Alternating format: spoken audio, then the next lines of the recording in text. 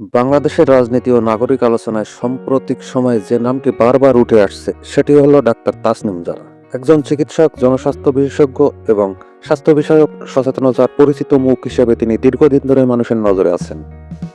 নির্বাচনকে কেন্দ্র করে যখন নতুন মুখ, নতুন চিন্তা এবং নাগরিক প্রত্যাশা নিয়ে আলোচনা শুরু হয়, ঠিক তখন ডাক্তার তাসনিম জারার নামও আলোচনায় আসে। অনেকেই মনে করেন জনস্বাস্থ্য, শিক্ষা এবং নীতি নির্ধারণে তার অভিজ্ঞতা ভবিষ্যৎ নেতৃত্বের আলোচনায় গুরুত্বপূর্ণ হতে পারে। ডাক্তার তাসনিম জারা মূলত স্বাস্থ্য, যোগাযোগ ও সচেতনতা তৈরির মাধ্যমে মানুষের কাছে পরিচিত। কোভিড-19 মহামারীর সময় তার কাজ এবং তথ্যভিত্তিক বক্তব্য তাকে সাধারণ মানুষের মধ্যে বিশ্বাসযোগ্যতা এনে দেয়। ফলে নির্বাচনকে ঘিরে সামাজিক যোগাযোগ মাধ্যমে তার ভূমিকা ও অবস্থান নিয়ে নানা প্রশ্ন আলোচনা দেখা যায়।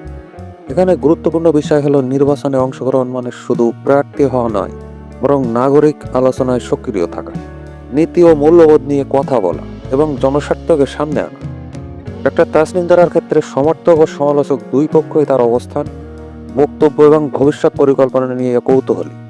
বাংলাদেশের বর্তমান রাজনৈতিক বাস্তবতায় অনেক নাগরিকই নতুন ধরনের নেতৃত্ব, পেশাগত দক্ষতা এবং স্বচ্ছতার কথা ভাবছেন।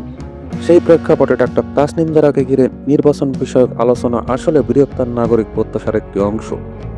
শেষ পর্যন্ত নির্বাচন একটি গণতান্ত্রিক প্রক্রিয়া। এখানে সিদ্ধান্ত নেন ভোটাররা। আলোচনা, মতামত এবং প্রশ্নের মধ্য দিয়েই একটি সময় নিজের ভবিষ্যৎ দিক নির্ধারণ করে। ডাক্তার তাসনিম জারাকে ঘিরে যে কথাবার্তা চলছে তা বাংলাদেশের রাজনৈতিক ও সামাজিক আলোচনার একটি গুরুত্বপূর্ণ অধ্যায় হিসেবে দেখা যায়। আপনার মতে কি মনে হয়, ডাক্তার তাসনিম জারা কি জয় হতে পারবে?